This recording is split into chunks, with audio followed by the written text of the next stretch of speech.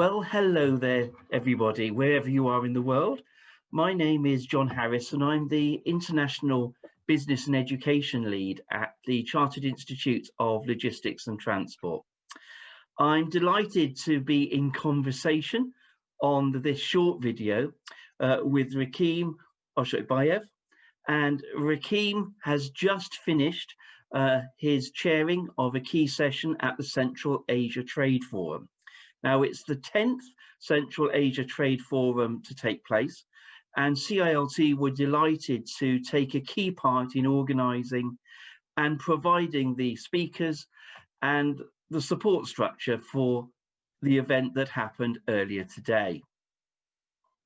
Now, if you haven't checked into the Central Asia Trade Forum, the website is operational. You can actually go in and have a look at what happened today, and the discussions and seminars and panels will be up there for quite a few months to come. So do go and take a look if anything that Rakhim shares with you is of interest.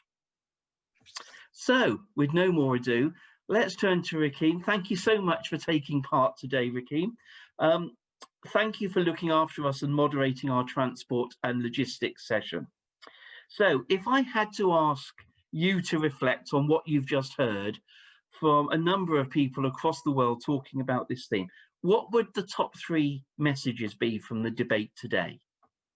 Thank you, John. Thank you, first of all, for having me in this panel session. I really enjoyed it. It was quite good discussion, and I'm happy that we were able to also touch issues, regional challenges, but also talk about the global trends. And talking about the biggest messages from our discussion, first of all, I see that especially in trade, in logistics, we see so-called creative destruction, which is going on all over the world, and it was perfectly described by the Austrian economist Joseph Alois Schumpeter. Is my favorite economist. I think he's one of the most underestimated genius in economics in all time, because in 1910, when he wrote his book about the economic growth and put this term of the creative destruction, and it perfectly describes what is going on in 2020, creative destruction. And it's amazing that more than 1 century ago, he was able to predict how the capitalism works and how the market forces works and how the innovative entrepreneurs as a key figure in the capitalism still very important, and his genius.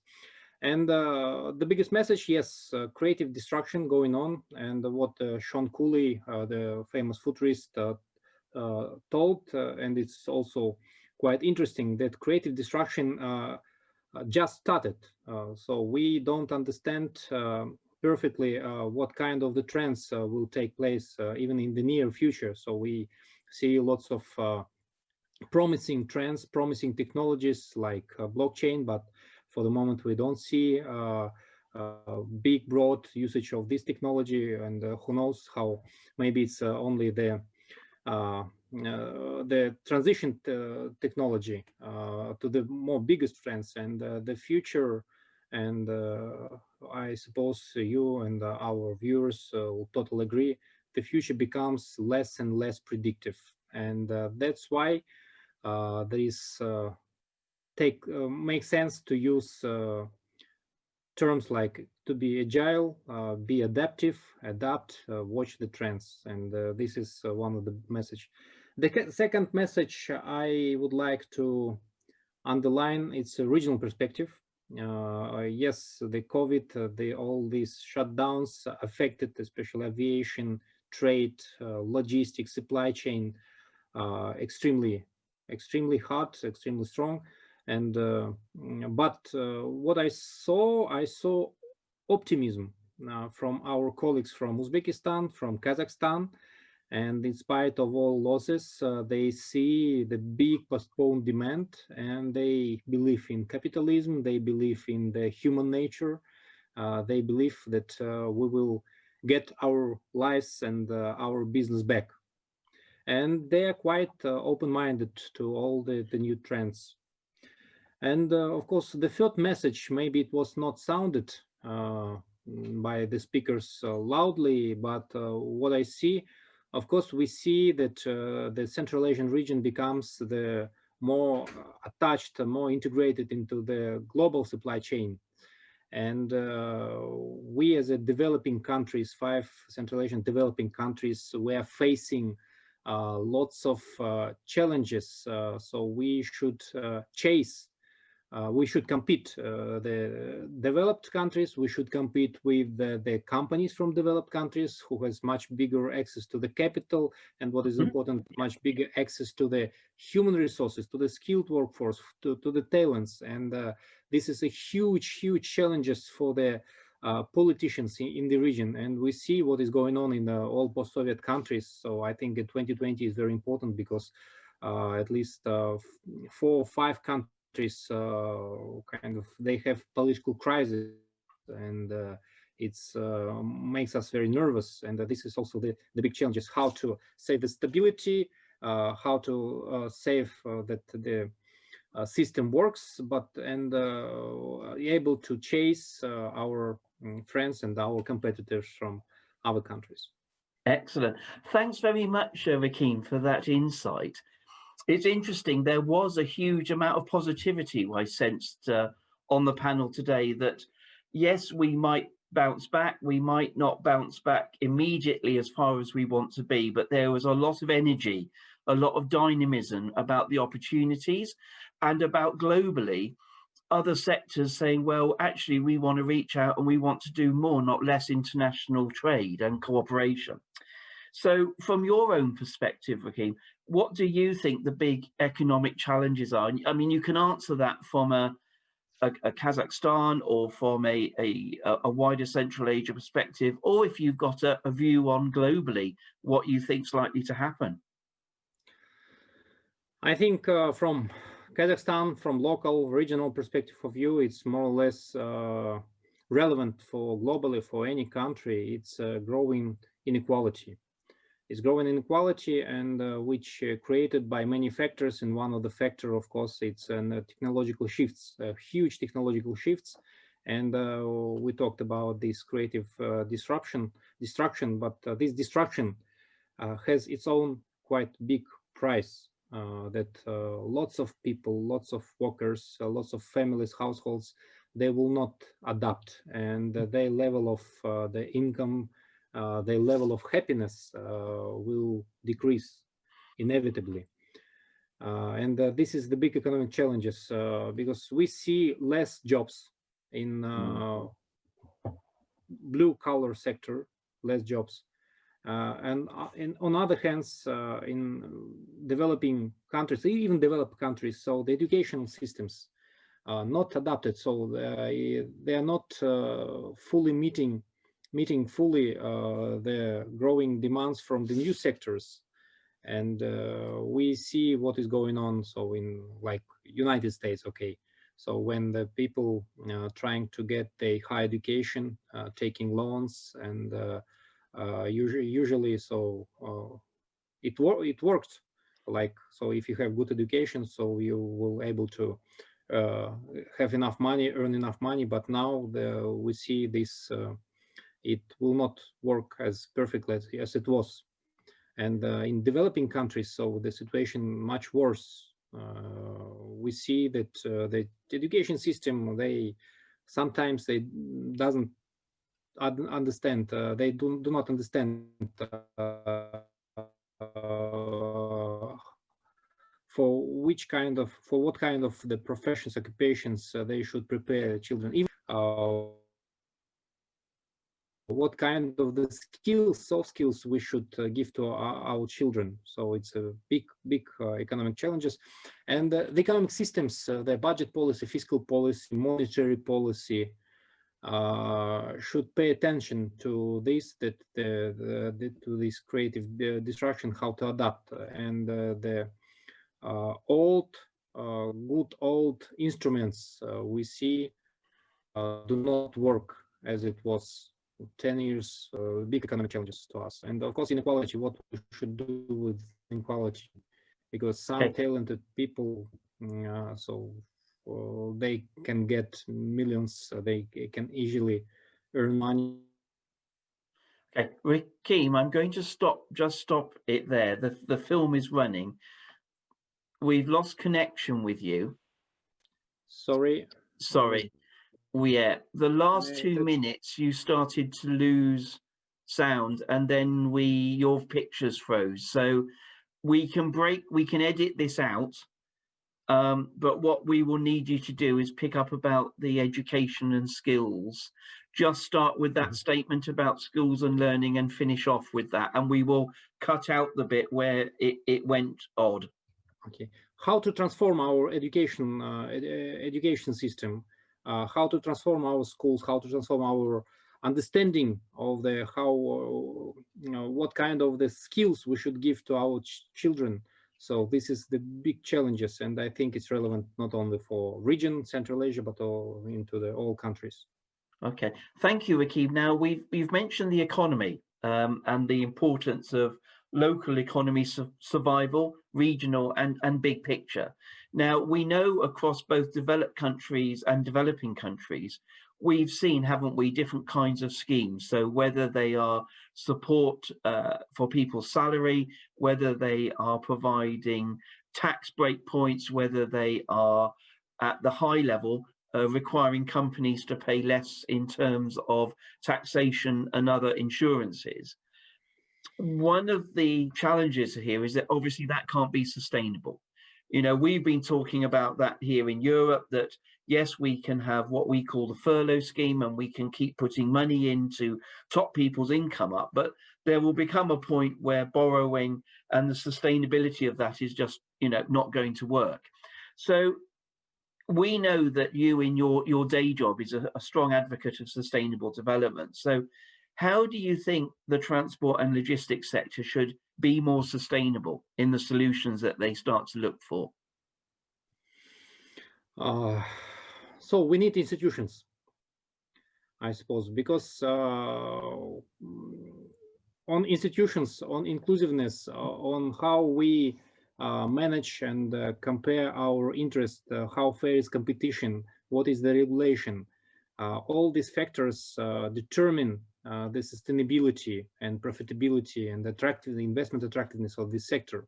So that's why I think especially for young emerging countries, economies in Central Asia, it's very important to create this dialogue inside the industry, between industry and the government, between one industry and another industry, and to adjust the expectations and adjust the interests to create kind of win-win situation. Yeah.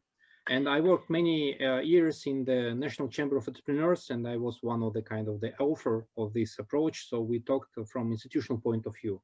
Okay, we're not talking about kind of the brilliant genius reform. So how to make this regulation or how to bring these investments. No. So first of all, let's talk about the institutions that will let us be agile and to respond to any internal, external factors, and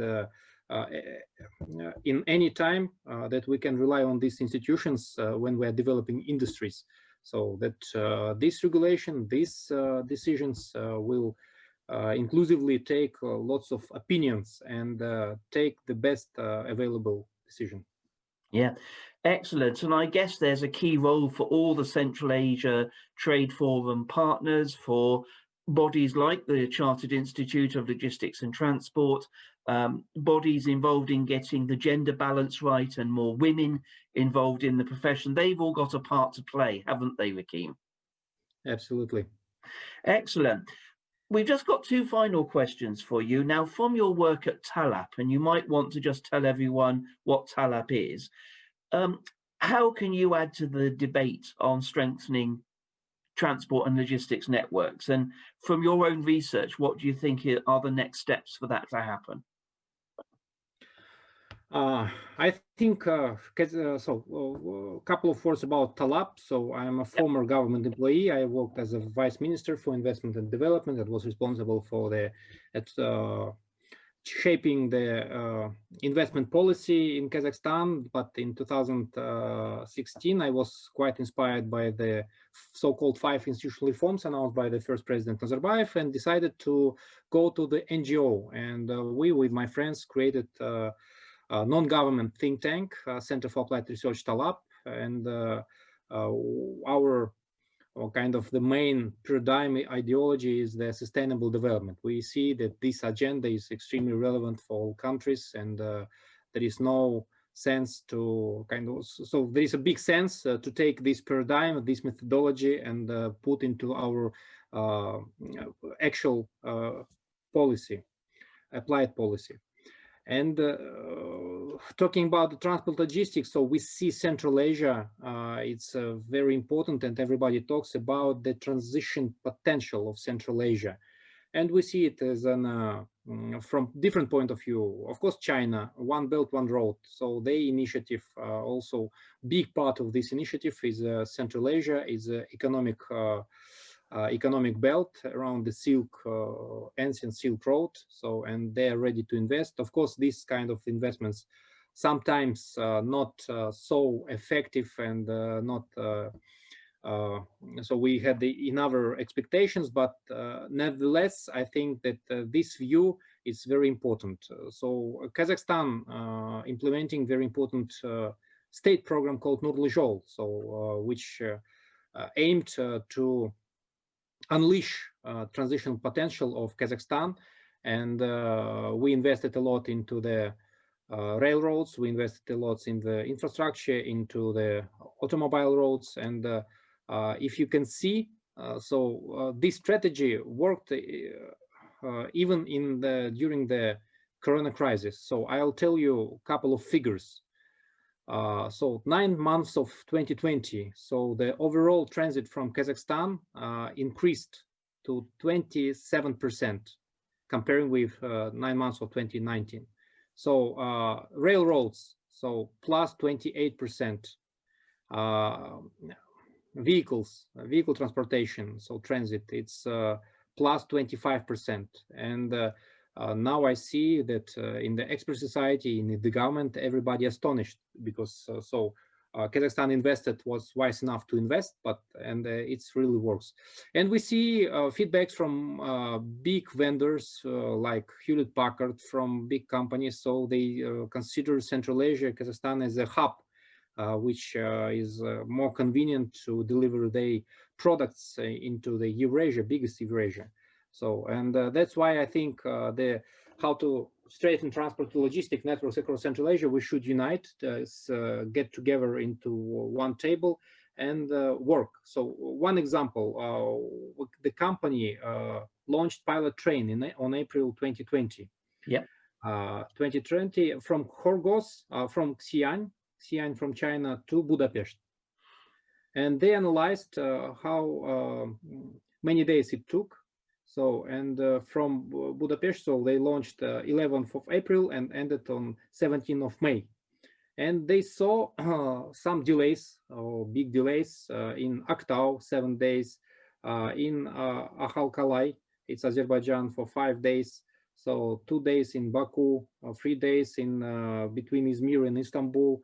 So, and this logistic company is coming with the idea, so why not to any country, Turkey, Azerbaijan, Georgia, Kazakhstan, China, Central Asian countries, get together and analyze and work on regulation and work on these bottlenecks. And this path will be competitive, comparing with the railroad, Trans-Siberian Railroad in Russia, or even competitive comparing with the sea roads. So this is one of the brilliant, I think, example I see the potential for straightening transport and logistic business in the region. Excellent. Thanks, Rakhim. And I guess, you know, you summarized very nicely the big opportunities that have already been developing. We want to be sure that the pandemic itself doesn't kind of cut across and stop that energy. And I think We've seen it on day one of the forum. We'll see it through the tourism and the other themes that come forward. There's some real opportunities coming forward, isn't there, within this part of the world, if we keep focused and if we ensure that our approach to risk management and forward planning is resilient. Absolutely. Absolutely. Thank you, John. I really enjoyed to be the part of this amazing Central Asian Trade Forum. So we'll be happy that to was be excellent. I have one final question for you, which is more of a personal message because I know of your experience in entrepreneurialism. If you had one key message for perhaps a smaller enterprise or an entrepreneur right now, what would that message of encouragement be? Don't waste time. Just start to do business in the region.